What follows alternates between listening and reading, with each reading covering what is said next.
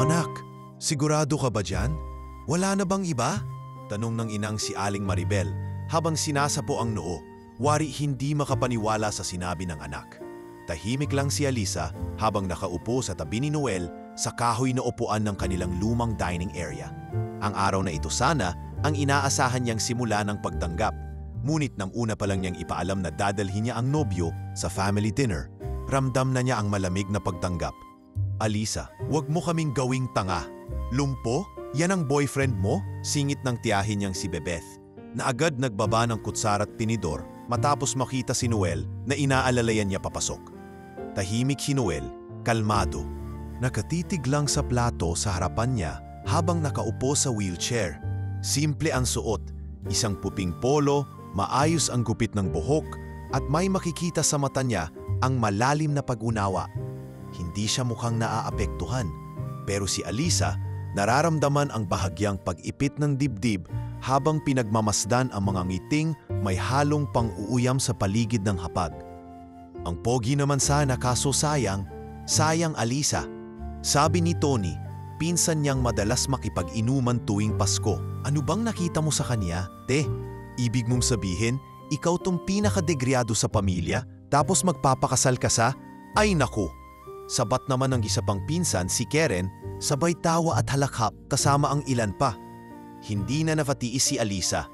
Pwede bang respeto lang ang hilingin ko? Wala kayong karapatang husgahan ang pagkatao ng taong hindi niyo pa lubos na kilala.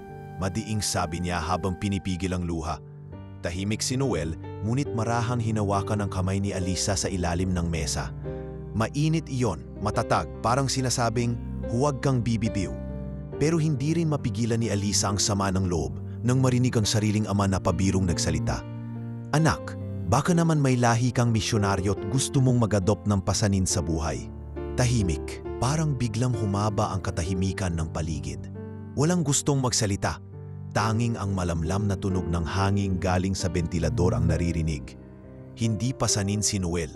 Siya ang taong minahal ko, tao na higit pa sa kaya niyong unawain. Mariing sagot ni Alisa habang nakatitig sa kanyang ama. Napasapo ang ina niya sa dibdib. Waring napahiya na pati anak ay bumabara na sa kanila. Si Bebeth pilit na binabago ang usapan sa pagpapakita ng bagong handa na parang walang nangyari. Pero halata sa mukha ng karamihan na hindi nila tanggap si Noel. Hindi ito ang unang beses na nakaramdam ng ganitong klaseng kahihiyan si Alisa sa piling ng pamilya. Laging may pamantayan. Maganda, mayaman, may kotse, may titulo. At si Noel, isang lalaking lumpo na hindi man nang pinakikilala ang trabaho. Wala ring social media, ni wala mang kilalang negosyo o pangalang banggitin. Pagkatapos ng hapunan, tahimik nilang nilisan ang bahay. Walang nakipagbeso kay Noel, ni isa. Wari para sa kanila ay wala siyang presensyang dapat bigyang halaga. Sa loob ng kotse, tahimik pa rin si Noel habang si Alisa ay nakatingin sa labas. Pilit pinipigil ang luhang kanina pa gustong pumatak. Umihip ang malamig na hangin mula sa aircon. Ngunit parang hindi iyon sapat para palamigin ang init ng pighating nararamdaman niya. Noel, mahinang wika ni Alisa. Pasensya nga na ha, hindi kita dapat dinala dun. No, sagot ni Noel, sabay ngiti. Salamat sa lakas ng loob mo. Hindi mo ako ikinahiya. Tumulo ang luha ni Alisa, sabay sabing, mahal kita, Noel. Kahit ganun sila, hindi ko pinagsisihan na ikaw ang pinili ko. Nagtagal ang katahimikan. Maya-maya, nagsalita si Noel. Alam mo, hindi ko iniisip na magiging madali ito. Pero sana, matutunan nilang makita kung sino talaga ako. Hindi sa kung anong wala ako, kundi sa kung sino ako kapag kasama ka. Mumiti si Alisa, pilit isinisingit ang liwanag sa gitna ng madilim na sandali. Kinabukasan, kinausap ni Alisa ang matalik na kaibigan niyang si Mira sa isang maliit na kapehan malapit sa universidad, kung saan siya nagtuturo bilang assistant professor. Grabe naman sila, Lais wala man lang respeto, wika ni Mira matapos marinig ang buong kwento. Wala para sa kanila yung kulang sa katawan, kulang na rin sa kakayahan. Nakakainis, ang bababaw, sagot ni Alisa, pero alam mo, may napapansin ako sa boyfriend mo. Tahimik siya, pero may lalim. Parang hindi lang. Laging siya ang nakikinig. Ngunit hindi gaano nagsasalita si Noel tungkol sa sarili. Naisip ko na rin yan, sagot ni Alisa. Pero sa totoo lang, hindi ko inusisa. Kasi ayokong mahalin siya base sa kung anong meron siya. Mahalaga sa akin kung paano niya ako pinaparamdam na buo ako kahit nagkukulang ang buong mundo.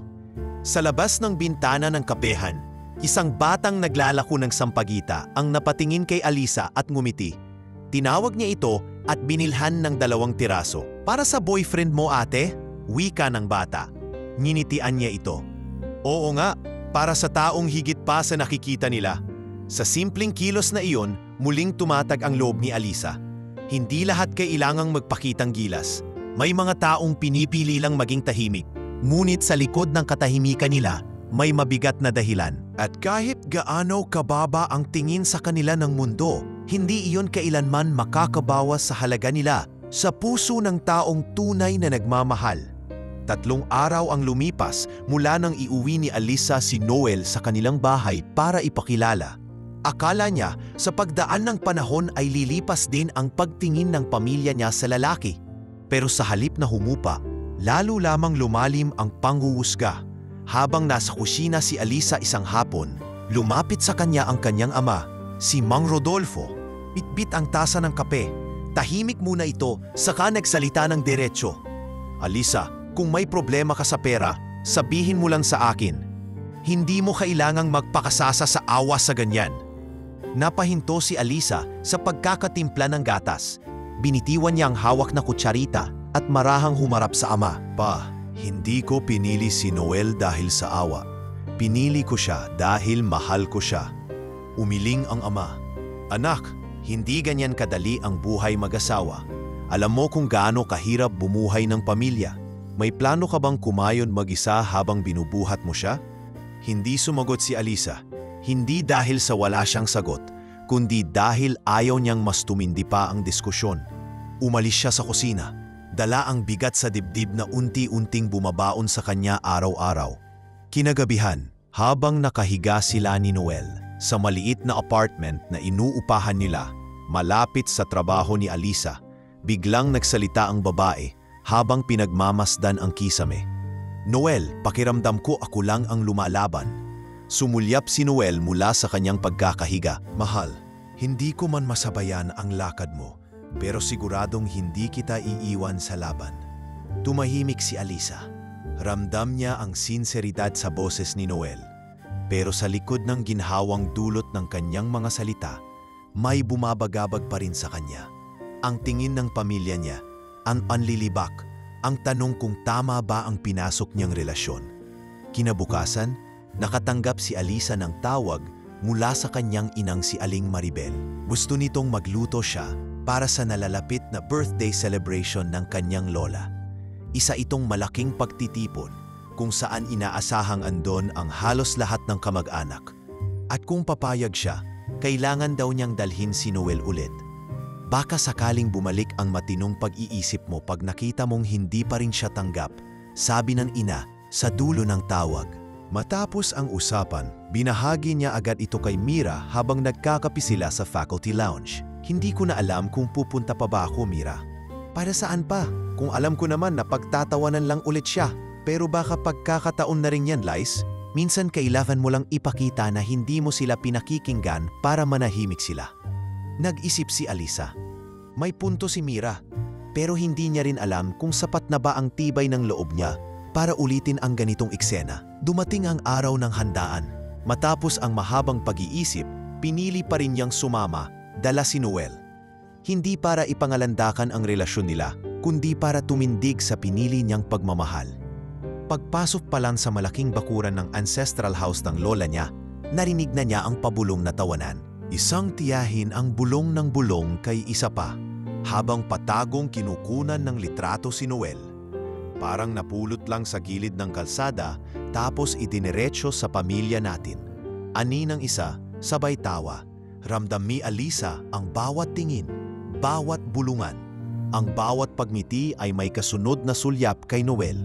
Pero gaya ng dati, tahimik lang ang lalaki. Malumanay na nakangiti, kumakaway sa mga nakatasalubong, pero hindi nagpapakakunwari. Pagsapit ng gabi, naupo silang magkasama sa isang mesa sa likod, malayo sa gitna ng inay at sayawan. Nilapitan sila ng nakatatandang pinsan ni Alisa, si Gian, nakilala sa pagiging negosyante sa Quezon City. "So Noel, anong ginagawa mo sa buhay? Anong negosyo mo?" tanong nito sabay uminom ng alak. Nagkatinginan sina Alisa at Noel. Napangiti lang ang lalaki at sinabing, "Marami akong inaasikaso online. Maliit na kumpanya lang, hindi kasing laki ng sa inyo." Tumawa si Gian. "Ah, freelance? Dropshipping siguro o crypto? Nako, yan ang uso sa mga tamad ngayon." Napatingin si Alisa kay Noel. Inaalam kung masasaktan ito. Pero tila kalmado lang si Noel. Wala man lang reaksyon. Bumuntong hininga lang ito, saka muling ngumiti. "Pwede rin," sagot ni Noel. "Depende sa tingin mo." Maya-maya, lumapit ang tiyahin niyang si Bebeth. Sabay sabing, "Alam mo Alisa, habang may oras pa, mag-isip-isip ka na. Baka kasi magising ka na lang isang araw, ikaw na ang bumubuhay sa pamilya mo." Hindi na sumagot si Alisa.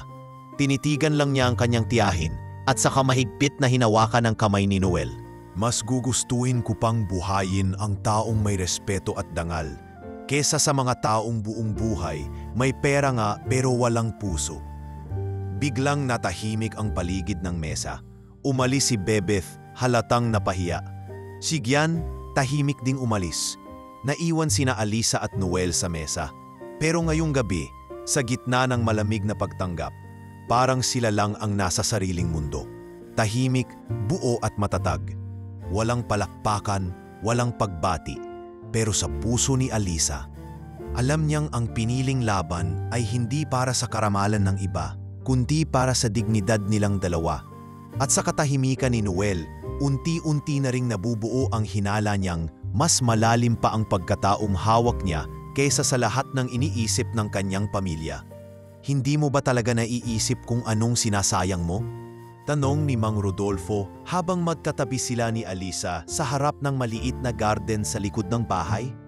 Hapon noon at ang araw ay unti-unting lumulubog sa likod ng mga tanim nilang gumamela. "Anong sinasayang pa?" tanong ni Alisa habang pinipisil ang sariling palad. Hawak ang kapirasong papel na may address ng klinik kung saan sila dapat magpa-check up ni Noel kinabukasan. "Ang kinabukasan mo," sagot ng ama. "Maganda ka, edukada, may trabaho. Bakit mo pipiliin ang lalaking hindi kayang tumayo para ipaglaban ka?" Napabuntong hininga si Alisa. Hindi ito ang unang pagkakataon na narinig niya ito mula sa ama. Pero sa tuwing inuulit ito ng kanyang ama, pakiramdam niya'y parang binubura ang buong pagkatao ni Noel. Wala bang saysay ang mga araw na sabay silang naglakad sa ulan? Ang mga gabi ng kwentuhan? Ang mga katahimikan na puno ng kahulugan? "Pa, hindi naman si Noel ang pinili ko para lang may magbuhat ng grocery o maghatid sa opisina. Hindi yun ang sukatan ng pagkatao. Ang pinili ko ay ang taong tinanggap ako kahit ako pa mismo'y nagdududa sa sarili ko noon." "Anak," muling sabi ni Mang Rodolfo, "sa totoo lang, hindi kita pinagbabawalan. Pero bilang ama, tungkulin kong siguraduhin na hindi ka masasaktan." "Pero nasasaktan na po ako, pa," sagot ni Alisa. "Sa tuwing dinidiktahan niyo kung sino ang karapat-dapat mahalin, dun po ako nasasaktan." Sa puntong iyon, hindi na nakasagot ang matanda. Tumayo si Alisa at iniwan ang ama sa gitna ng katahimikan ng hapon. Kinabukasan, habang nasa klinik sila ni Noel, nagulat si Alisa nang biglang iabot ng receptionist kay Noel ang isang sulat mula sa isang lokal na foundation. Habang binabasa niya ito, napansin ni Alisa na parang hindi iyon karaniwang sulat. May selyo, may pirma, at may logo ng isang malaking pribadong organisasyon. Hindi niya tinanong si Noel, pero may kakaiba sa kilos nito, parang may iniisip. Nang pauwi na sila, hindi na siya nakatiis. "Noel, may tinatago ka ba sa akin?" Nagulat si Noel. "Ha? Anong tinatago?" "Yung sulat kanina, yung galing sa foundation. Bakit parang kilala ka nila? Parang hindi yon pangkaraniwang liham lang." Sandaling natahimik si Noel. Nilingon niya si Alisa habang patuloy na umaandar ang sasakyan. "Mahal, hindi ko sinadyang itago. Pero Ayokong mahalin mo ako dahil sa kung anong meron ako. Gusto kong sigurado ako na minahal mo ako dahil sa kung sino ako, hindi sa kung ano ako. Sa tingin mo ba ganoon ako kababaw, Noel? Umiinit na ang boses ni Alisa. Na kapag nalaman kong mayaman ka pala, tsaka lang ako titigil sa pagmamahal ko? Mahal kita. Lahat ng kahinaan mo, tanggap ko. Pero gusto kong malaman ang buong katotohanan. Kasi pag pinili kitang papasalan, hindi na ito biro. Tumahimik ulit si Noel, huminga ng malalim. Pasensya na Alisa, hindi ako perpekto.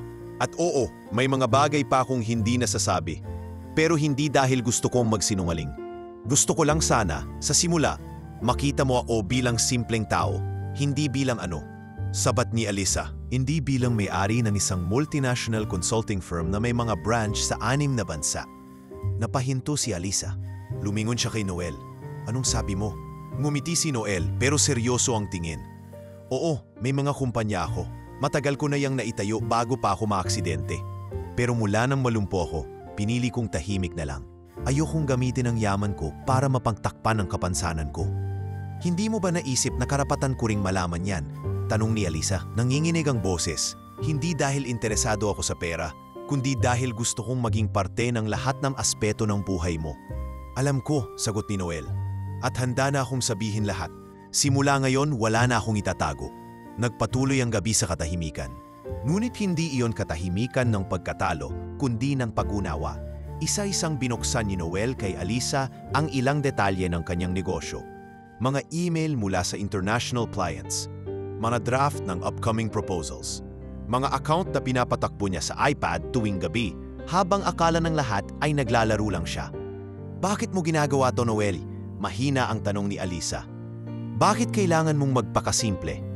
Dahil ayokong makilala lang ako dahil sa yaman ko. Gusto ko munang matutunan kung sino ang tunay na nagmamahal, yung hindi nakikita ang wallet kundi puso. Natahimik si Alisa. Sa unang pagkakataon, parang unti-unting bumubukas ang isang pinto sa isip niya. Pinto ng mas malawak na pangunawa. Lahat ng galaw ni Noel, ang pagiging kalmado, ang pagiging marespeto, at kahit ang pananahimik, lahat pala ay may dahilan. Kinaumagahan, habang nag-aalmusal sila, tinanong ni Noel si Alisa, "Gusto mo pa ba akong ipakilala ulit sa pamilya mo?"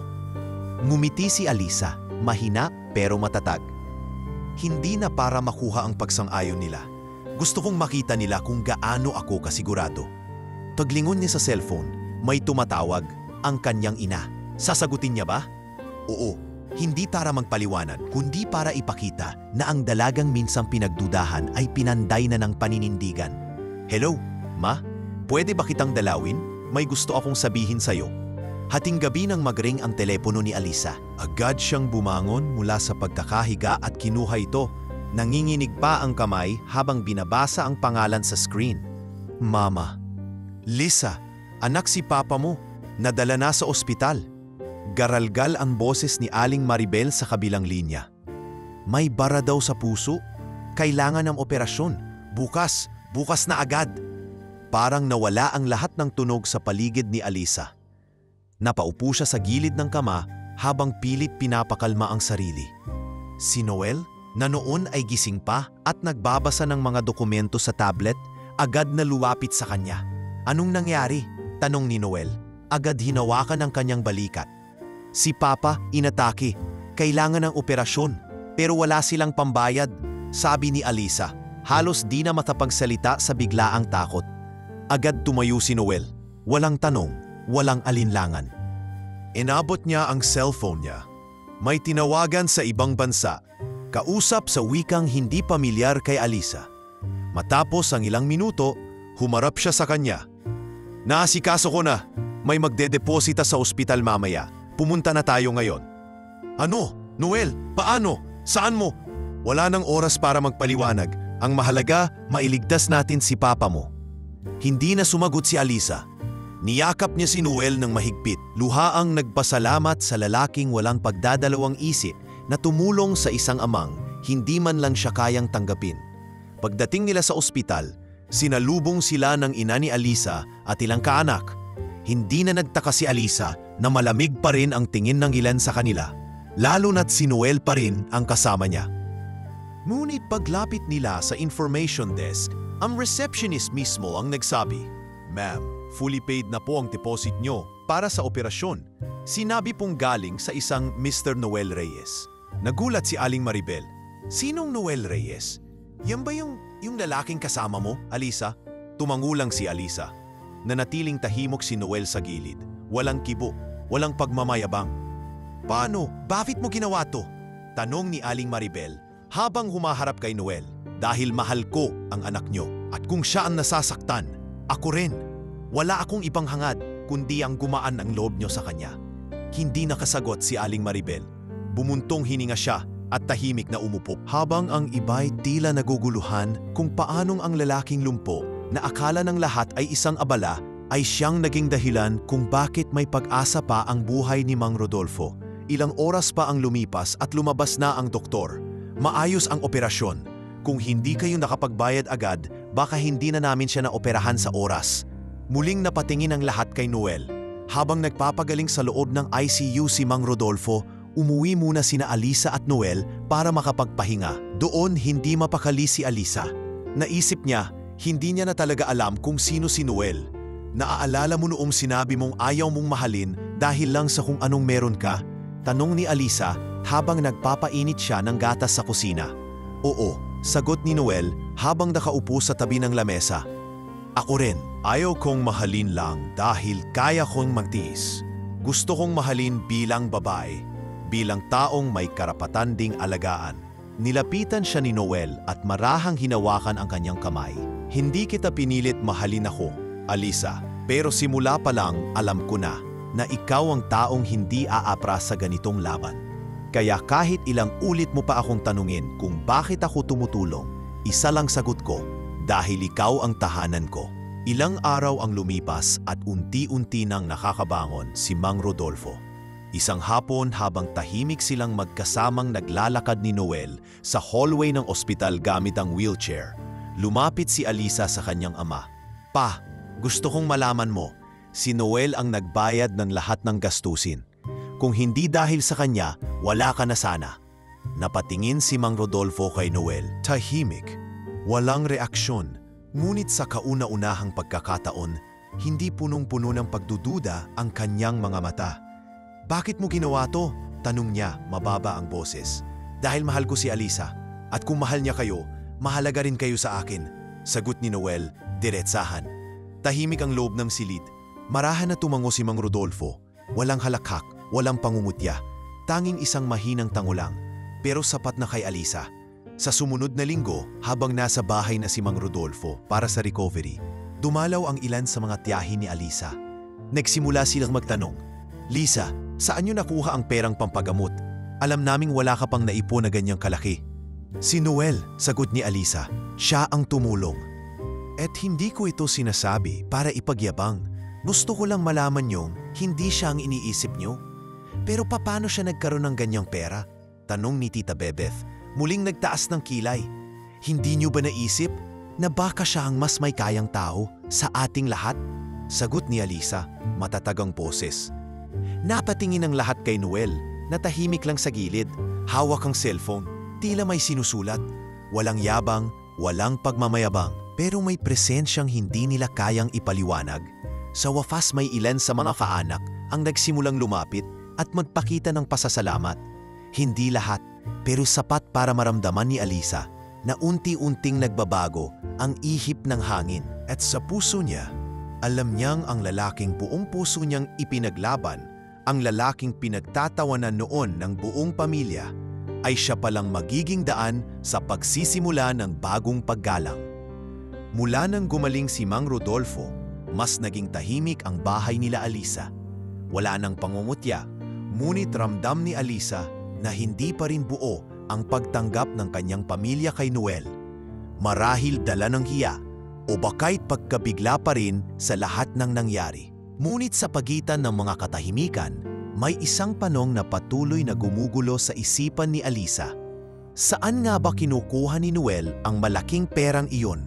Hindi na sapat ang mga simpleng sagot. Mahal niya si Noel at alam niyang totoo ang pagmamahal nito. Ngunit ngayong unti-unting nabubuksan ang mga mata ng kanyang pamilya, nararamdaman niyang may responsibilidad siyang linawin ang mga bagay. Hindi para kwestiyonin ang pagkatao ni Noel, kundi para lubos siyang makilala, hindi lang bilang nobyo kundi bilang lalaking gusto niyang makasama habang buhay. Isang gabi habang natutulog si Noel sa sofa matapos ang mahabang araw ng online meetings, napansin ni Alisa na naiwan itong bukas ang pinto ng isa sa mga kwarto sa unit nila. Isang kwartong laging nakakandado at hindi niya kailanman pinilit pasukin. Noon pa man ay iginalang niya ang espasyong iyon. Iniisip niyang baka private workspace lang ito ni Noel. Ngunit sa pagkakataong iyon, may bumigat sa kanyang dibdib na ila nagtutulak na sumilip kahit sandali. Tahimik siyang lumapit at marahang itinulak ang pintong bahagyang nakabukas. Sa loob, agad niyang naamoy ang preskong amoy ng kahoy at pabango. Hindi ito pangkaraniwang kwarto, malinis, maaliwalas at napaka-organisado. Ang mga pader ay may nakadikit na mga frame certificates at larawan. Isa-isa niya itong nilapitan. Isa sa mga larawan ang agad bumihag ng atensyon niya. Si Noel, nakasuot ng business suit, nakatayo sa entablado habang tinatanggap ang isang award. Sa gilid ng litrato, nabasa niya ang nakasulat na Top Young Innovator, Asia Tech Forum, Singapore. Napakunot ang noo ni Alisa. Isa pa sa mga frame ay isang business registration na nakapangalan kay Noel Reyes bilang CEO ng RevSync Global Solutions. Sa isang estante sa gilid, nakahilera ang mga passport, 5 piraso. Karamihan ay may visa stamps mula sa iba't ibang bansa. Germany, Japan, Canada, Australia. Pati business cards. Lahat may pangalan ni Noel, iba't ibang title. Chief Consultant, Managing Partner, Board Member. Parang unti-unting nabuksan ang pinto ng isang mundong hindi niya kailanmang inakalang bahagi ni Noel. Sa ilalim ng mesa, isang locked drawer ang nakasara. Ngunit sa ibabaw nito, isang laptop na may nakadisplay na spreadsheet ng foreign accounts, kliyente at running contracts. Lahat totoo, lahat legal. Natigil siya nang makarinig ng yabag mula sa likod. Paglingon niya, si Noel. Gising na pala ito, hawak ang isang tasa ng kape at malamig ang ekspresyon sa muka. Pasensya ka na, agad na sabi ni Alisa, tila isang batang nahuwi sa kasalanan. Bukas ang pinto. Hindi ko sinasadya. Ngunit hindi galit si Noel. Sa halip, marahan itong lumapit at inilapag ang kape sa mesa. Umupo ito sa swivel chair sa tapat ng mga dokumento at huminga ng malalim. Siguro panahon na rin talaga, wika niya. Panahon na para malaman mo ang lahat. Umupo si Alisa sa tabi niya. Tahimik lang, hinintay ang mga salitang darating. Nagsimula ako bilang freelance web developer habang nasa Thailand. Panimula ni Noel, aksidente lang talaga ang lahat. May nakausap akong client na pinasa ako sa mas malaking kumpanya. Lumaki ng lumaki. At sa kabila ng lahat, pinili kong manatiling anonymous. Bakit? Tanong ni Alisa. Dahil akala ko, mas makikilala ko ang mga tunay na tao kung hindi nila alam kung anong meron ako. Naranasan ko ng lokohin at iwanan ng isang babaeng minahal ko noon dahil lang sa hindi ko agad sinabi kung sino ako. Kaya mula noon, pinangako ko sa sarili kong kung may darating ulit sa buhay ko, hahayaan kong makilala muna ako bilang simpleng tao. Napayuko si Alisa. Kaya mo ako tinesting? Umiling si Noel. Hindi kita tinesting. Pinorotektahan lang kita. Gusto kong malaman kung kakayanin mo akong mahalin kahit ang tingin ng mundo sa akin ay walang halaga. Hindi ko inaasahan na sa'yo ko pala matatagpuan yung klase ng pagmamahal na hindi humihingi ng resibo. Tumulo ang luha ni Alisa. Noel, hindi kita minahal dahil sa kung sino ka sa mundo. Minahal kita dahil sa kung paano mo ako tinitingnan kapag wala nang ibang naniniwala sa akin. Ngumiti si Noel. At ngayon, gusto ko nang ibigay sa iyo ang buong mundo ko. Kinuha ni Noel ang isang maliit na kahon mula sa drawer. Sa loob nito ay isang business partnership contract na may pangalan ni Alisa bilang co-director ng isang bagong bubuksang kumpanya. Gusto kong magsimula tayo ng negosyo mo. Isa kang matalino't matapang na babae. Hindi mo kailangan ng lalaki para lang maging kumpleto. Pero kung papayag ka, gusto kong maging katuwang mo ako sa lahat. Hindi makapaniwala si Alisa. Hindi dahil sa offer, hindi dahil sa titulo, kundi dahil sa tiwala. Sa unang pagkakataon, pakiramdam niya ay kinilala siya hindi lang bilang kasintahan, kundi bilang kafampi, kapantay, katuwang. Tumayo si Noel at lumapit sa kanya. Marahang pinunasan ng luhang tumulo sa pisngi niya. Ito ang kwarto ng pagkatao ko. Hindi dahil may mga plake, hindi dahil sa negosyo, kundi dahil dito ko tinatago ang lahat ng bagay na mahalaga sa akin. At ngayon, gusto kong ikaw na ang kasama ko rito. Muling yumakap si Alisa kay Noel. Hindi dahil kailangan niya ng proteksyon, kundi dahil nahanap na rin niya, sa wakas, ang lalaking handang ibigay ang sarili, hindi sa porma, kundi sa buo at totoo nitong anyo. Sa simpleng kwartong iyon, isang bagong pinto ang nabuksan, isang simula ng mas matatag na relasyon. At higit pa sa kayamanan o posisyon, tang mas mahalaga ay ang katapatan. Mainit ang hangin noong araw ng kasal nina Alisa at Noel. Hindi ito enggrande at lalong hindi ginanap sa mamahaling venue na pinapangarap ng karamihan. Isang simpleng seremonya lamang sa isang maliit na simbahan sa Antipolo, kung saan ang hangin ay sariwa at tanaw ang kabuuan ng lungsod. Ngunit sa kabila ng payak na lugar, batid ni Alisa na espesyal ang araw na ito, hindi dahil sa dekorasyon, kundi dahil sa lalaking naghihintay sa altar. Habang nasa bridal suite, tahimik si Alisa habang inaayos ang sarili. Sa salamin, nakita niya ang sarili, nakaputing bestida, simpleng makeup, at buhok na pinatirintas ng kaibigan niyang si Mira. Napangiti siya. Wala man siyang suot na mamahaling alahas, ang puso niya'y punong-puno ng tapang at tiwala. Mukha kang reyna, sabi ni Mira habang inaayos ang laylayan ng kanyang damit. Ngumiti si Alisa, reyna sa piling ng lalaking buong mundo po. Ngunit sa labas ng simbahan, kabaliktaran ng eksena. Bakit ba kailangang pumunta pa tayo dito? Reklamo ng tiyahin ni Alisa habang binubuksan ng pamaypay. Yan naman ang lalaking hindi natin lubos kilala, ni hindi nga natin alam kung may hanap buhay ba talaga. Pati venue, Alisa naman, sabat ng isang pinsan. Akala ko ba teacher ka na, tapos ito lang ang kayang ipundar? Hayaan mo na, bulong ng isang kamag-anak, maglalaro rin ng tadhana. Magigising din yan. Ngunit walang nakapaghanda sa kung sino-sino ang dumating sa kasal. Sa harap ng simbahan, isa-isang nagbababaan ang mga itim na sasakyan. Mula rito ay bumaba ang mga banyagang mukhang pormal, may ilang may kasamang bodyguard. Isang matandang Hapon, isang babaeng Europeo, ilang lalaking mestizo. Lahat ay pormalan ayos, nakangiti at pawang kilala si Noel. Nang makapasok sila sa simbahan, naglabasan ang bulungan. Sino-sino to? Tanong ng isa. Parang mga negosyante. Kilala si Noel? Gulat ng isa pa. Sa altar, naroon na si Noel. Naka-wheelchair pa rin, pero nakasuot ng dark navy blue tuxedo. Malinis ang gupit, may ngiting payapa, at may hawak na maliit na bulaklak sa dibdib. Hindi ito ang mukhang mahirap na lalaking tinawanan ng pamilya dati. Hindi rin ito ang mukhang nagpapanggap.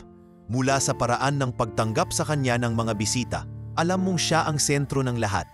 Pagsapit ng seremonya, unti-unting pumasok si Alisa sa loob ng simbahan. Tumigil ang lahat sa pagbulong. Sa mga mata ng lahat, makikita ang pagkamangha sa kanyang ganda. Ngunit higit pa sa pisikal, ang lakas ng loob ni Alisa ang mas humarap sa lahat. Humakbang siya ng diretsyo, taas noo, walang pag-aalinlangan. Habang palapit siya sa altar, napatingin siya sa kanyang ama at ina na nakaupo sa gilid. Tahimik ang mga ito, ni hindi makatingin ng diretsyo. Marahil ay dahil sa bigat ng mga binitawang salita noon. Ngayon, sa harap ng ebidensyang hindi maitatanggi, tila tinabulan ng kahihiyan ang lahat ng dati nilang pamimintas. Nang magsimula ang seremonya, hindi maiwasang mapansin ng lahat na ang mga saksi sa kasal ay hindi simpleng tao. Isa sa kanila ay isang kilalang CEO ng isang tech company sa Singapore. Ang isa naman ay isang diplomat mula sa Canada. Lahat sila ay nagbigay ng mensahe, hindi para ipagmayabang, kundi para magpugay sa lalaking ikinapasal na sa araw na iyon. Noel is one of the finest minds I've worked with, ani ng isang banyagang bisita. Despite his condition, he led my company through the worst crisis of the decade. I owe him my business, dagdag pa ng isa. Without him, I would have gone bankrupt. Nagikot ang tingin ng mga kamag-anak ni Alisa sa isa't isa. Ang mga dating mapangmata ay ngayoy halos hindi makapagsalita. Parang isa-isang bumagsak sa kanilang mga balikat ang bigat ng kahihiyan. Sa gitna ng seremonya, nang tanungin na ng pari si Alisa kung tinatanggap niya si Noel bilang kanyang asawa, hindi na siya nagdalawang isip. Tinatanggap ko siya hindi dahil kailangan niya ako, kundi dahil siya ang taong hindi kailanman bumitaw sa panahong lahat ay lumayo. Pagkatapos ng kasal, sa simpleng pagtitipon sa isang hardin na malapit sa simbahan, lumapit ang ina ni Alisa sa kanya. Anak, mahina ang boses ni Aling Maribel, nangingilid ang luha. Patawad kung hindi ka namin pinagkatiwalaan. Hindi namin alam. Napayuo si Alisa. Kahit hindi nyo alam, sana po'y nagtanong kayo. Sana po'y nakinig. Tumango si Mang Rodolfo mula sa di kalayuan. Walang salita pero kita sa mga mata ang pagsisisi. Hindi na nila kailangang sabihan pa. Habang nagkakainan ang lahat, lumapit si Noel sa lola ni Alisa at inabot ang kamay nito. Salamat po sa pagdalo. Sana sa munting simula namin, makita nyo rin po ang halaga ng tahimik pero totoo. Mumiti ang matanda. Ibang klase kay Hiho. Hindi kita nakita noong una. Pero ngayon, ikaw ang dahilan kung bakit buo ang apo ko. At habang ang araw ay unti-unting lumulubog, sa gitna ng mga punong iliwanag ng maliliit na bombilya sa hardin, mas pinili ni na Alisa at Noel ang magsayaw sa harap ng iilang piling tao. Hindi para magpakitang gilas, kundi para ipagdiwang ang pag-ibig na sa wakas nakita rin ng mundo. Ang araw ng kasal ay hindi naging enggrande sa mata ng marami. Pero para sa dalawa, ito ang araw na ipinakita ng katotohanan kung sino talaga ang mahalaga. At sa harap ng mga dating humusga, ang katahimikan ni Noel ang naging pinakamalakas na sagot. Matapos ang kasal, ilang araw na nanatili sa Pilipinas sina Noel at Alisa upang makapahinga. Pero hindi nagtagal ay inaya na ni Noel ang kanyang bagong asawa patungong Singapore. Hindi ito bakasyon. Ito ay simula ng panibagong kabanata sa buhay ni Alisa na hindi niya kailanman inakalang darating. Sa eroplano po lang, hindi mapakali si Alisa. Humawak siya sa kamay ni Noel habang tanaw sa bintana ang unti-unting paglayo nila sa Maynila. Na yun pa lang, parang panaginip na ang lahat, sabi niya. No mahal, simula pa lang ito ng panaginip na magiging realidad mo araw-araw.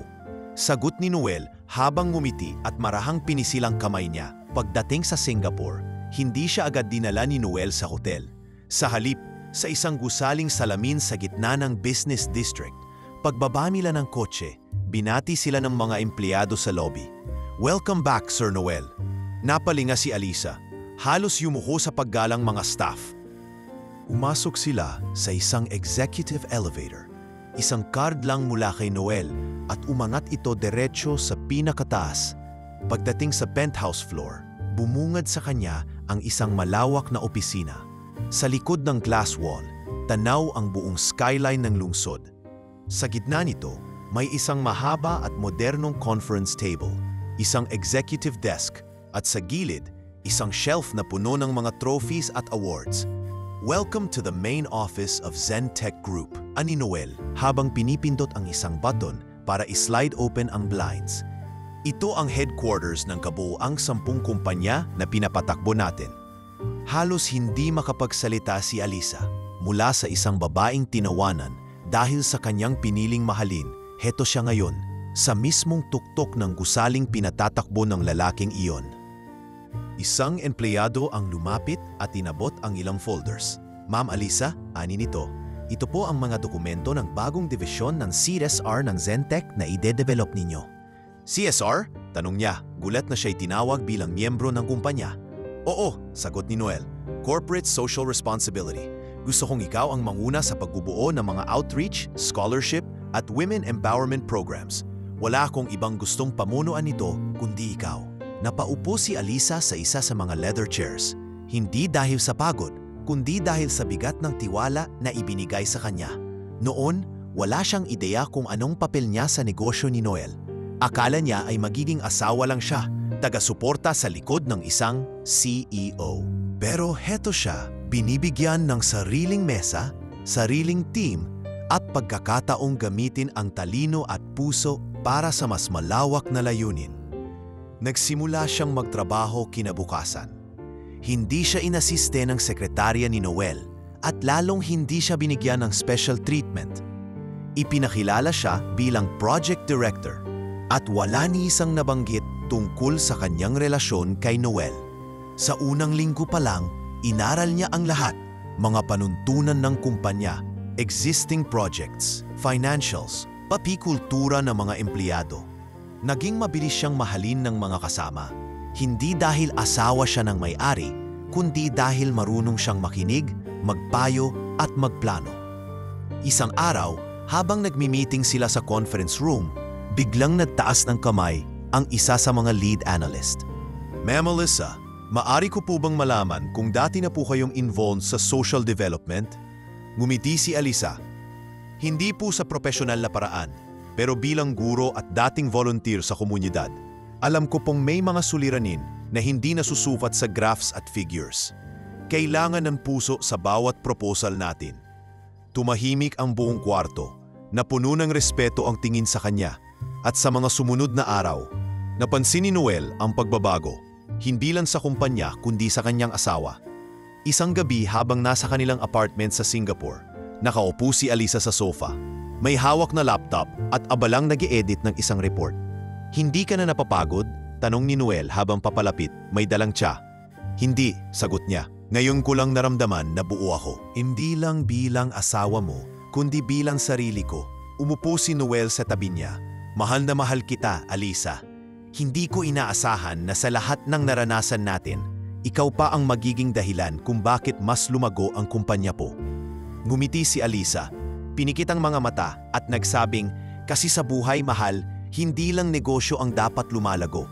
Dapat sabay ring lumalago ang pagkatao ng bawat isa. Dumating ang buwan ng Hunyo kung kailan ginaganap ang Regional Tech Summit sa Bangkok. Isa si Noel sa mga keynote speakers.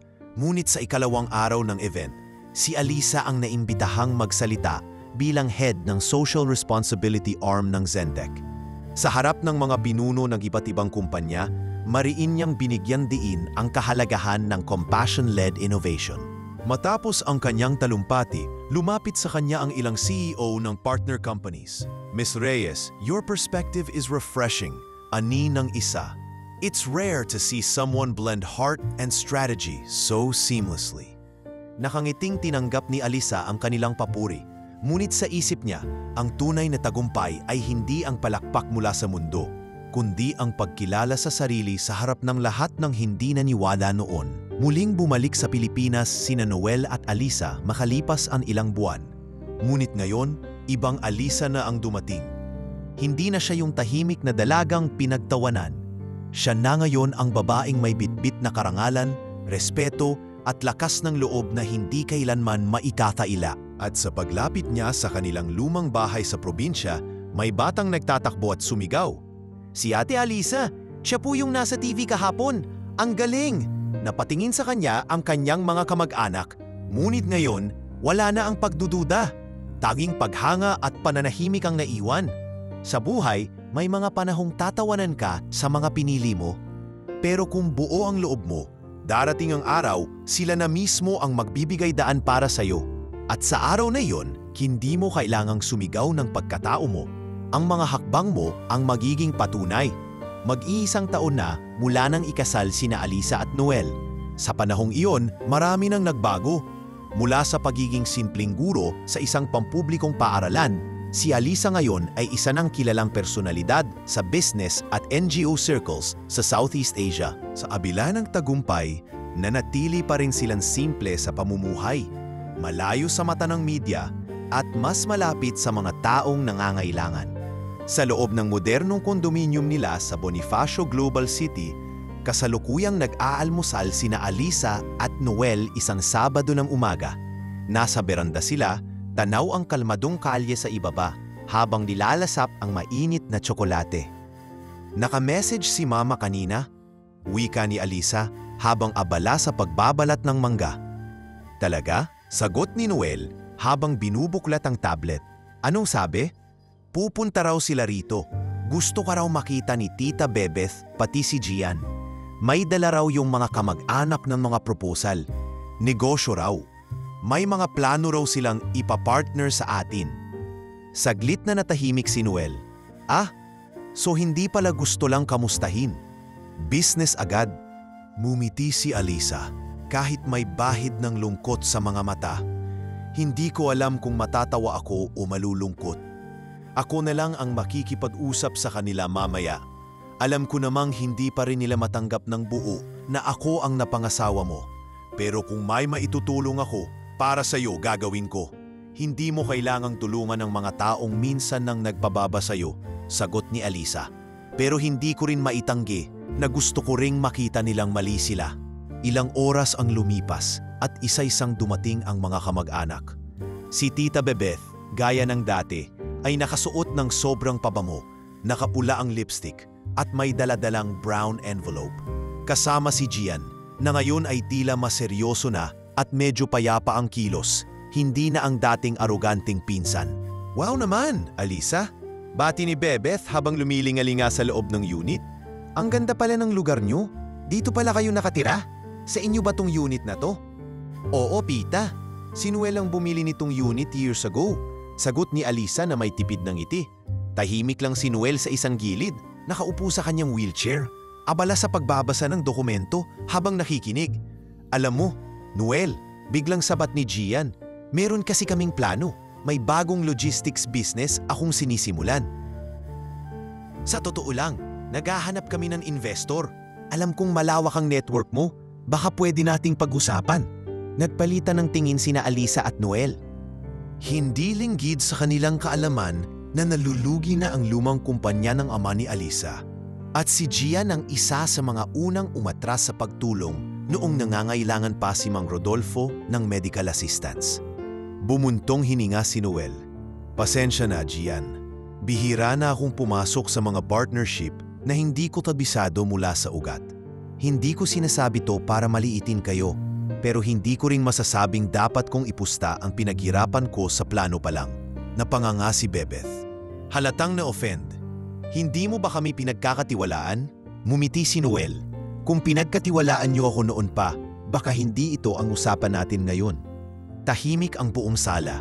Tanging sipol ng hangin mula sa aircon ang maririnig. Si Alisa, bagaman tahimik ay ramdamang bigat ng tensyon.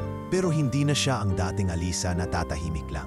Na yung kasama niya ang asawang buong tapang na hinaharap ang mga ganitong usapan, naramdaman niya ang lakas ng loob na sumabay. Tita, wika ni Alisa, hindi ko po sinasabing wala kayong karapatang humingi ng tulong. Pero sana po maalala ninyo kung paano nyo kami tinrato noon. Bago ang lahat ng ito, bago pa malaman yung may-ari pala si Noel ng mga kumpanyang tinitingalan nyo ngayon. Anak, hindi naman kami ganun, sabat ni Bebeth. Ngunit matatag na si Alisa.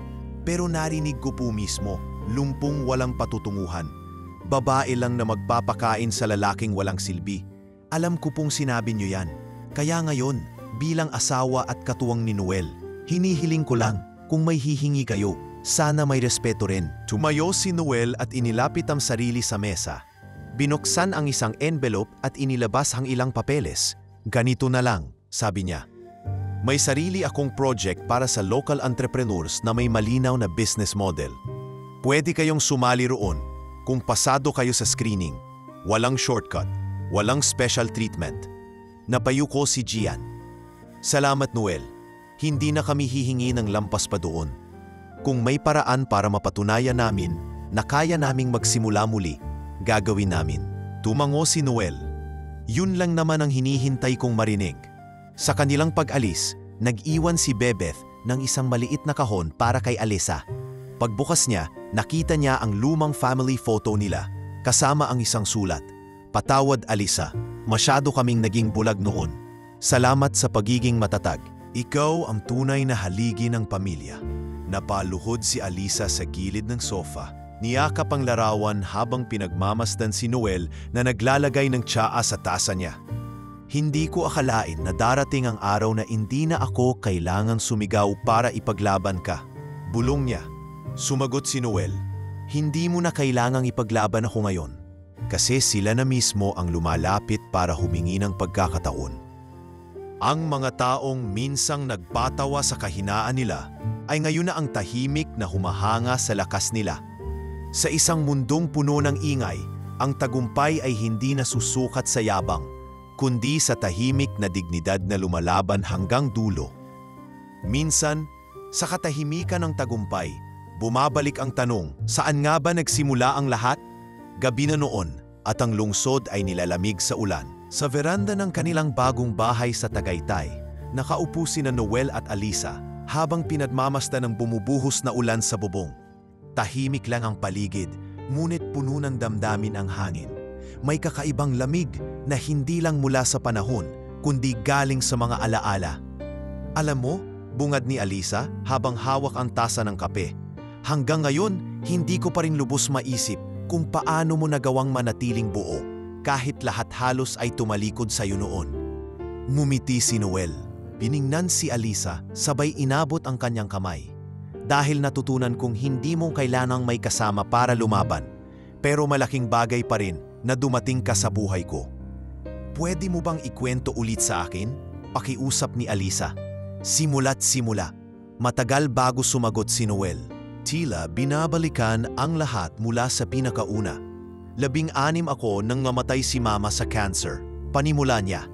Dahil walang natitirang kamag-anak sa Pilipinas, ipinadala ako ng DSWD sa isang kamag-anak sa Thailand. Doon ako lumaki, hindi bilang anak, kundi parang utusan. Kung hindi ako nag-aaral, nagtatrabaho ako. Tagalinis, tagahugas, tagadala ng produkto sa palengke. Napatingin si Alisa sa asawa. Ramdam niya ang bigat ng bawat salita nito. Sa gabi, nagpupunta ako sa internet cafe para magbasa tungkol sa programming. Libre lang kung hating gabi kasi wala nang gumagamit. Doon ako natuto. Unti-unti kong inaral ang web design, data management, kahit hindi ako marunong mag-English noon. Wala bang tumulong sa'yo? Tanong ni Alisa. Wala, sagot ni Noel. Kaya siguro sanay akong mag-isa. Isang araw, may foreign client na nakakita ng portfolio ko online. Binigyan ako ng maliit na project. Nang matapos ko, pinasa niya ako sa mas malaking kliyente. Mula doon, unti-unti kong binuo ang sarili kong kumpanya. Nasa remote setup lang lahat. Kahit wala akong opisina, tinanggap nila ako dahil sa resulta. Napangiti si Alisa. Grabe ka, hindi mo man lang sinabi lahat ng tunun. Hindi ko kailangan. Gusto kong makilala ko sa kung paano ako makitungo sa tao, hindi sa resume ko. Pero paano ka nalumpo? Tanong ni Alisa. Muling humigpit ang hawak sa kamay ng asawa. Napatingin si Noel sa malayo. Iyon ang pinakamadilim kong taon. Bumalik ako sa Pilipinas para sana magpatayo ng opisina sa Laguna.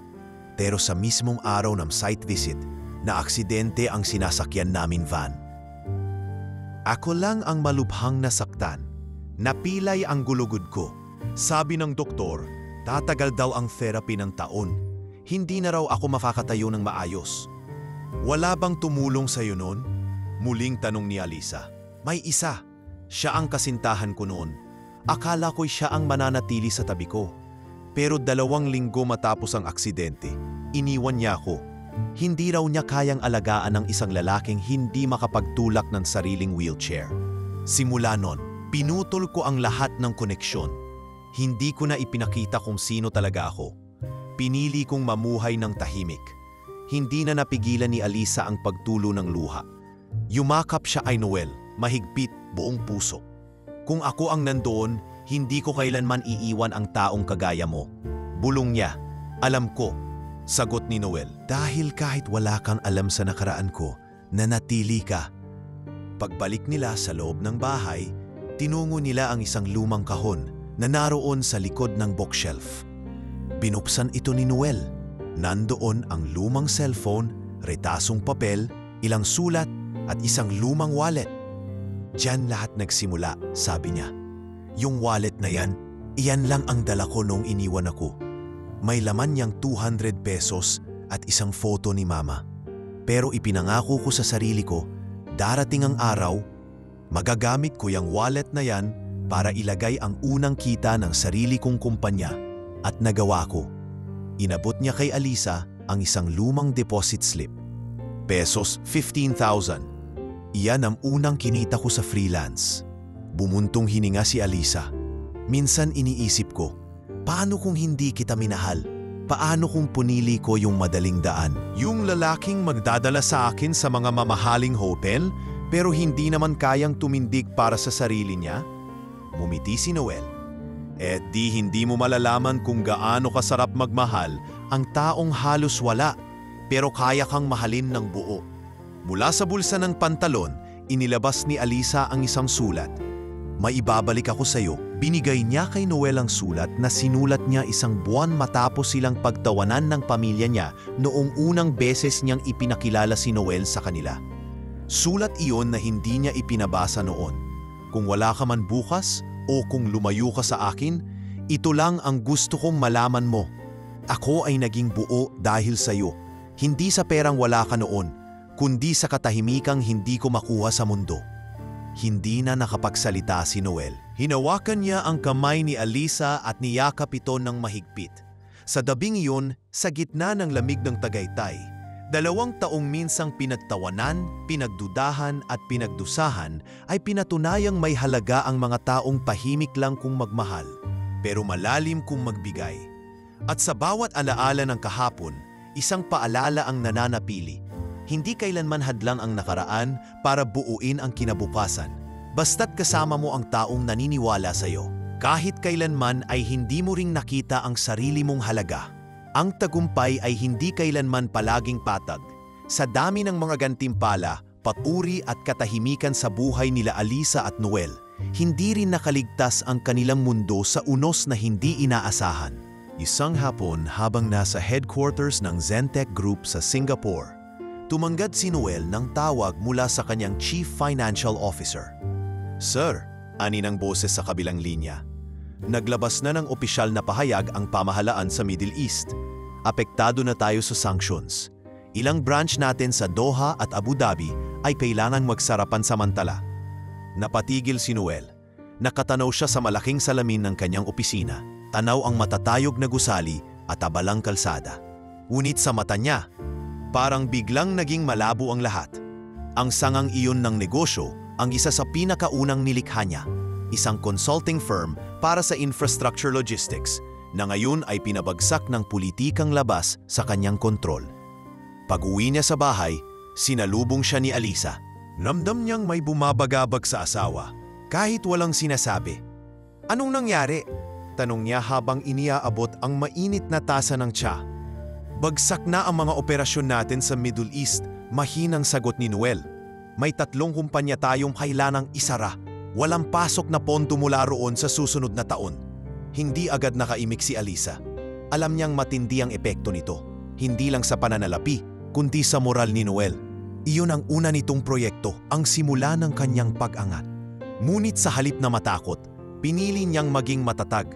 Kung kailangan nating magsimula ulit, gagawin natin. Kung kailangan nating magbawas ng kumpanya, pero manatili ang prinsipyo, okay lang, sagot ni Alisa. Hindi base sa dami ng negosyo ang tagumpay natin. Base ito sa tibay ng loob mo. Sa sumunod na linggo, mas pinili ni Noel ang tumahimik. Hindi siya nawala ng direksyon, ngunit sa likod ng kanyang mga kilos ay ang lalaking tila nagbabalik sa mga alaala ng dati. Yung panahong siya ay nag-iisa, walang panig, walang kakampi. Ngunit sa gitna ng pagkalugmok, dumating si Alisa na parang liwanag sa dilim. Naalala mo pa ba yung sinabi mo sa akin dati? Tanong ni Alisa habang nakatayo sa likod niya, hawak ang isang folder. Na gusto mong makilala ako, hindi lang bilang asawa, kundi bilang partner sa laban? Tumango si Noel. Binigyan mo ako ng pagkakataon noon. Ngayon, hayaan mong ako naman ang tumulong sa'yo. Hindi lang bilang asawa mo, kundi bilang kakampi mo sa negosyo. Binuksan ni Alisa ang folder. Nandoon ang isang proposal, isang bagong division para sa Zentech na nakatutok sa Southeast Asian Rural Technology, isang area na halos hindi naaabot ng mga modernong kumpanya. Inilahad niya ang ideya ng pag-setup ng localized innovation hubs sa mga probinsya ng Pilipinas, Vietnam at Indonesia. Hindi ito para palitan ang nawala. Ito ang paraan para gumaling ang sugat, ani Alisa. Galing sa mga community work ko ito, nakita ko kung gaano kalaki ang pwedeng epekto kung gagamitin natin ang teknolohiya para sa mga lugar na laging naiiwan. Napatingin si Noel sa kanya. Sa mga mata ni Alisa ay hindi lang ang determinasyong humilom ng sugat, kundi ang pananampalatayang kaya nilang tumayo kahit ilang beses pang madapa. "Gawin natin," sagot ni Noel. "Ikaw ang mamumuno." Sa susunod na buwan, lumipad sila patungong Davao upang simulan ang pilot program. Hindi naging madali, maraming proseso, legalities at community resistance sa simula. Ngunit sa husay ni Alisa sa paglapit sa mga tao, unti-unti silang nakakuha ng suporta. Ginamit nila ang mga dating eskwelahan na abandonado upang gawing tech hubs. Nagturo sila ng basic coding sa mga kabataan, nag-donate ng solar-powered tablets, at nagtayo ng sariling local supply chain para sa internet infrastructure. Ma'am Alisa, ani ng isang barangay captain, ito pong ginagawa nyo, hindi lang negosyo. Parang ginising nyo po yung mga anak namin na akala naming hindi na aabot sa unibersidad. Ngiti lang ang sagot ni Alisa. Ngunit sa puso niya, alam niyang ito ang panahong pinakakinakailangan siya ni Noel. Hindi sa tahanan, kundi sa labanan ng prinsipyo at negosyo. Nang matapos ang taon, lumago ang bagong divisyon. Hindi ito kasing laki ng mga kumpanya ni Noel noon sa Middle East. Ngunit naging sentro ito ng bagong imahe ng Zentech. Isang kumpanya hindi lang para sa tubo, kundi para sa tunay na pagbabago. Sa isang international forum sa Jakarta, si Alisa ang naging pangunahing tagapagsalita para sa Tech for Communities Conference. Habang nagsasalita siya sa harap ng mahigit 500 delegado mula sa iba't ibang bansa, si Noel ay tahimik na nakaupo sa harap, nanonood. Sa bawat salitang binibigkas ni Alisa, parang piraso ng kanyang dignidad ang muling naibabalik. Hindi dahil sa pera, kundi dahil ang babaeng minahal niya na dating pinagtawanan ay ngayon ang mismong dahilan kung bakit muling nabuhay ang kumpanyang minsang bumagsak. Pagkatapos ng talumpati, lumapit si Noel sa entablado. "Wala ka nang kailangang patunayan sa mundo," bulong niya kay Alisa. "Ngayon, ako na ang pinagmamalaki mo." Mumiti si Alisa. "Mali ka, mahal. Noon pa man, ikaw na ang ipinagmamalaki ko." Ngayon lang nila napansin. Sa pagbabalik nila sa Singapore, binuksan ni Noel ang isang maliit na kahon. Laman nito ang isang eleganteng plake na may nakaukit. "To the woman who turned every fall into flight. My business partner, my wife." At sa loob ng kwartong minsang puno ng sakit at pagkukubli, ngayon ay naruroon ang mga simbolo ng muling pag-angat. Hindi lang ni Noel, kundi nilang dalawa. Sa mundong hindi palaging patas, sila ang patunay na sa tamang oras at sa tamang taong kakampi, kahit ang pagkatalo ay kayang gawing panibagong simula. Matapos ang matagumpay na paglulunsad ng kanilang mga innovation hubs sa ilang bahagi ng Southeast Asia, pansamantalang bumalik sa Pilipinas sina Alisa at Noel upang paghandaan ang susunod na hakbang ng kanilang proyekto. Ngunit isang tawag mula sa ospital sa Cavite ang nagpabago ng kanilang plano sa loob lamang ng isang araw. "Alisa, si Papa mo," garalgal ang boses ni Aling Maribel sa kabilang linya. Bigla na lang siyang bumagsak habang naglalakad sa bakuran. Nasa ER siya ngayon, hindi na halos makapagsalita. Hindi na naghintay pa ng paliwanag si Alisa.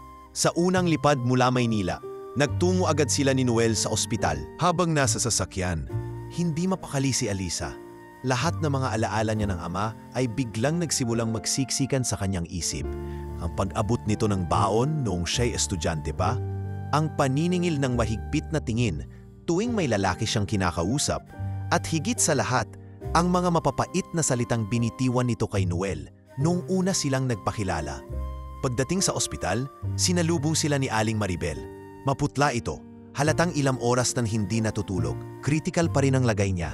Sabi ng ina, kailangan siyang makonfine sa private room, pero kailangan din ng agarang MRI at ilang procedure. Wala pa tayong sapat na pondo.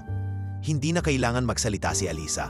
Tinapik siya ni Noel sa balikat, sabay abot ng kanyang tablet. Naayos ko na, fully covered ang lahat. Napaluha si Aling Maribel. "Anak, Noel, ang laki ng utang na loob namin sa inyo." Tahimik si Noel. Hindi na niya kailangang sabihin pa ang matagal na niyang ipinadamang damdamin, na ang pamilya ni Alisa ay bahagi na rin ng kanyang buhay. At kahit hindi siya minahal noong una, hindi iyon dahilan para hindi siya magmahal. Habang nasa hallway ng ospital si Alisa, Nakatingin siya sa salamin sa tapat ng nurse station. Doon niya muling nakita ang sarili. Hindi na ang dalagang puno ng pag-aalinlangan, kundi ang babaeng matapang ng harapin ang buhay, kahit gaano kahirap. May dumaan na nurse at sinabing maaari na raw siyang pumasok sandali sa kwarto ng kanyang ama. Pagpasok niya, nakita niyang nakatingin sa pisame si Mang Rodolfo. Mahina pero gising. Marahan siyang lumapit at naupo sa gilid ng kama. Hindi niya alam kung paano magsisimula.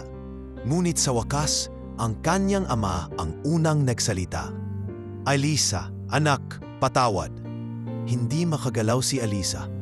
Ang boses ng kanyang ama, na dati punong-puno ng yabang, ngayon ay garalgal, puno ng pagsisisi.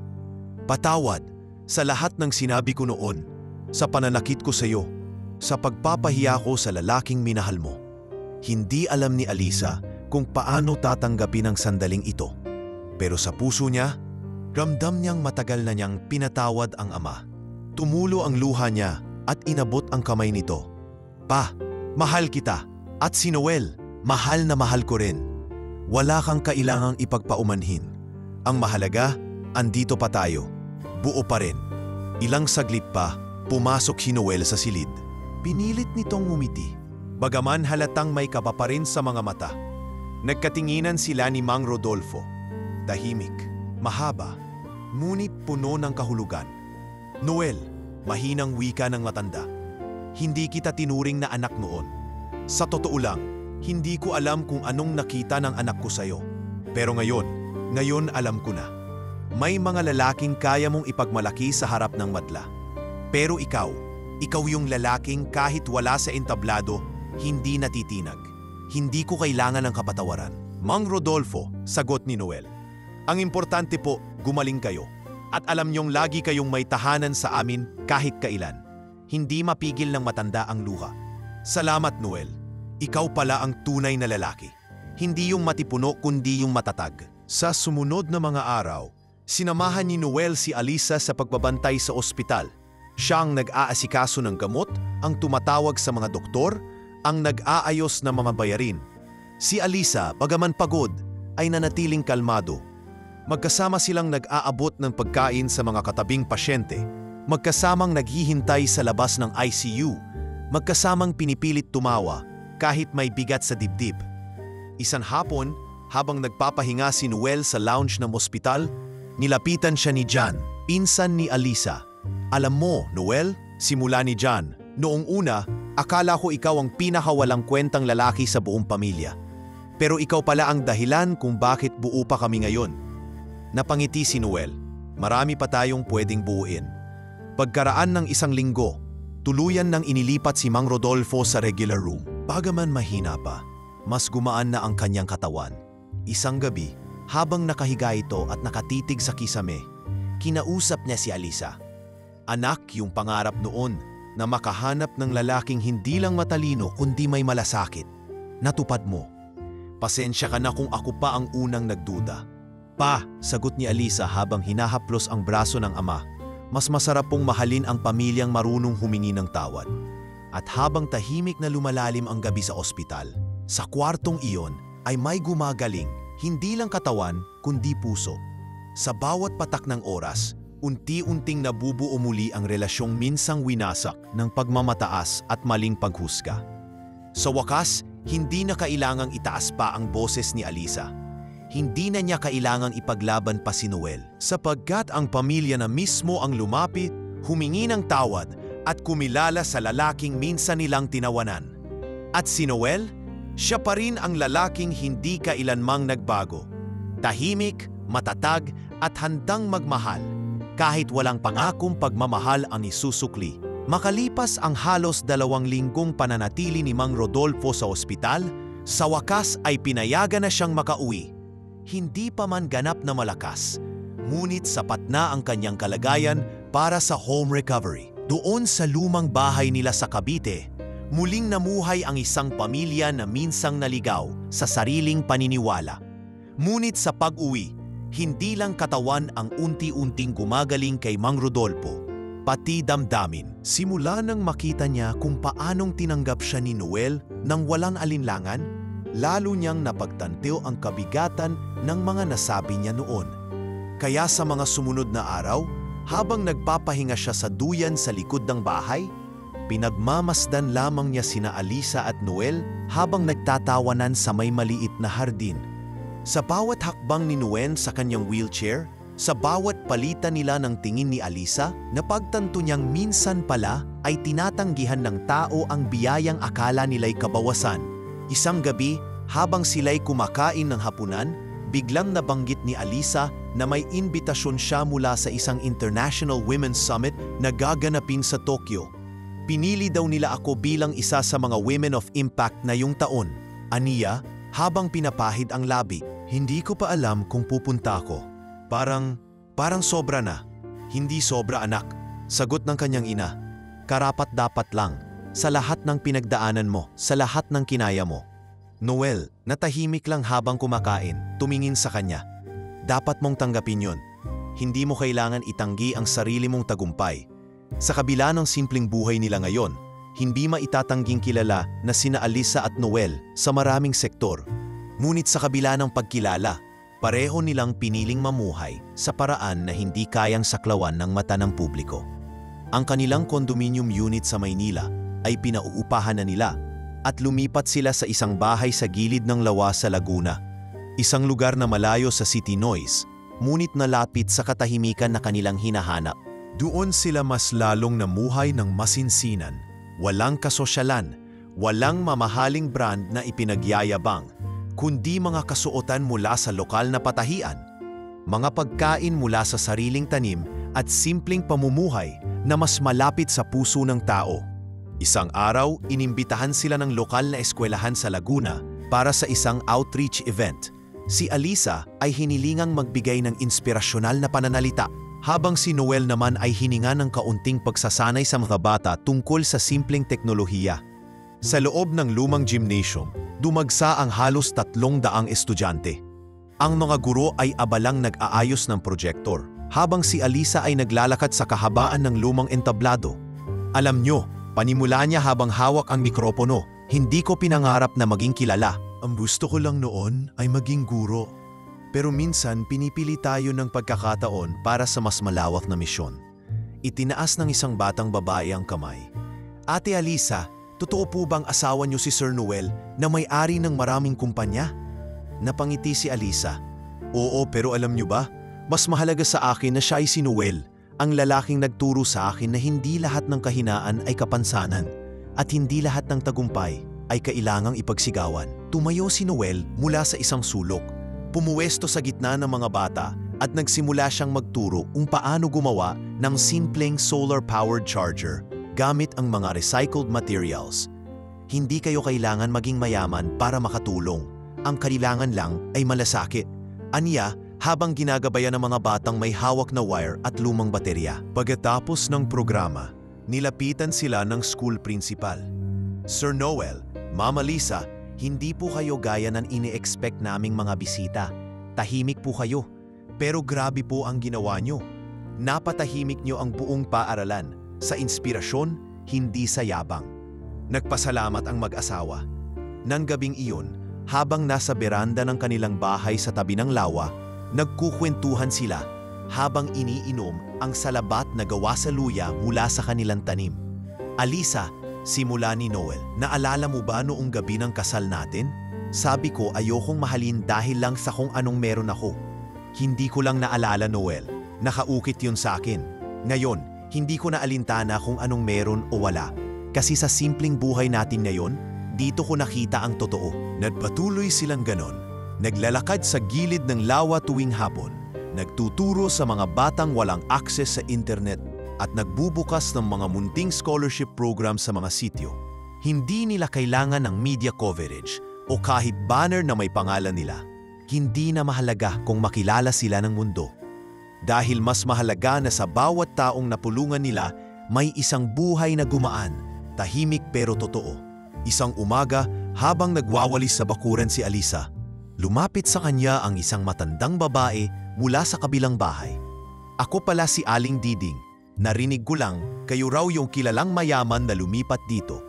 Pero wala akong nakitang kahit anong karangyaan sa inyo. Tapos nakita ko kayo rin pala yung nagbibigay ng bigas sa kabilang baryo tuwing Sabado. Ma'am, ngayon ko lang naranasan ng ganitong uri ng mayaman. Tahimik pero malapit sa puso. Ngumiti si Alisa. Hindi po kami mayaman. Sapat lang. Pero kung may sobra, bakit hindi ipasa sa iba?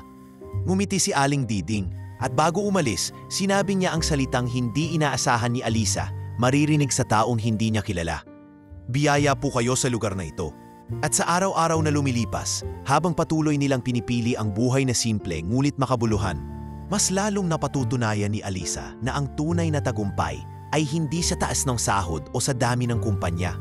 Ito'y nasa dami ng pusong napagaan, dami ng buhay na natulungan, at dami ng pagkakataong ginamit para magpakumbaba kahit may karapatang ipagyabang.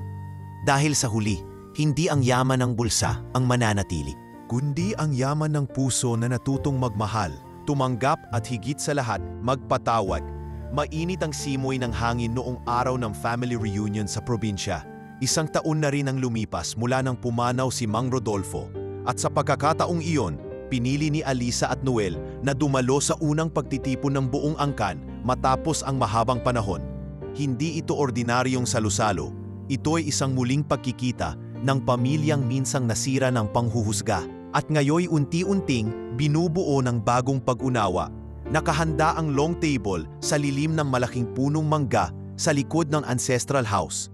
May mga lutong bahay na ulam sa mesa, sinigang, menudo, pritong tilapia at lumpiang sariwa. Ang mga matatandang kamag-anak ay nakaupo sa malalaking upuan habang ang mga bata ay abala sa pagtakbo-takbo sa bakuran. Dumating si Alisa na suot ay simpleng puting bestida at bitbit ang anak nila ni Noel. Isang 3 taong gulang na batang lalaki na may maputing balat, malamlam na mga mata at halos kamukhang-kamukha ng kanyang ama. Kasunod niya si Noel, nakaupo pa rin sa kanyang wheelchair, ngunit matikas ang tindig at mapayapa ang anyo. Sa pagpasok nila sa bakulan, saglit na natahimik ang ilan. Ilang segundo ng katahimikan na ila huminto ang oras bago muling bumalik ang ingay ng mga pinggan at tawanan. Si Alisa yan at si Noel, sigaw ng isang tiyahin. Ang laki na ng anak nila, dagdag ng isa. Napangiti si Alisa. Magandang tanghali po, tita, tito, ate, kuya. Pati niya habang abot ang ngiti. Agad na lumapit si Bebeth, ang tiyahing minsang naging pinakamalakas ang pagtutol kay Noel. Ngayon ay tila ibang tao na. May ngiti sa labi at may dalang stuffed toy na inabot sa bata. Oh, ito ang regalo ni Tita Bebeth sa pogi kong pamangkin. Aniya habang kinikilig sa paglapit sa bata. Maraming salamat po, sagot ni Alisa. Habang inaalalayan si Noel sa lilim, ilang sandali pa ay nagtipon-tipon ang lahat sa ilalim ng puno para sa isang maikling programa. Tumayo si John, ang pinsang dating matapobre, na ngayoy isa na ring partner sa community projects ni Alisa sa Visayas. Mga pinsan, tito, tita, lahat, salamat sa pagdalo. Alam nating lahat na hindi naging madali ang nakaraang mga taon. Pero ngayong magkakasama tayo ulit, gusto naming bigyang pugay ang mag-asawang naging inspirasyon hindi lang sa pamilya natin, kundi sa buong komunidad. Hiyawan ang lahat, sabay palakpakan. Tumayo si Alisa, nagulat sa pagbati, ngunit ngumiti pa rin. Huwag na po kayong ganyan, pare-pareho lang po tayong may kanya-kanyang laban.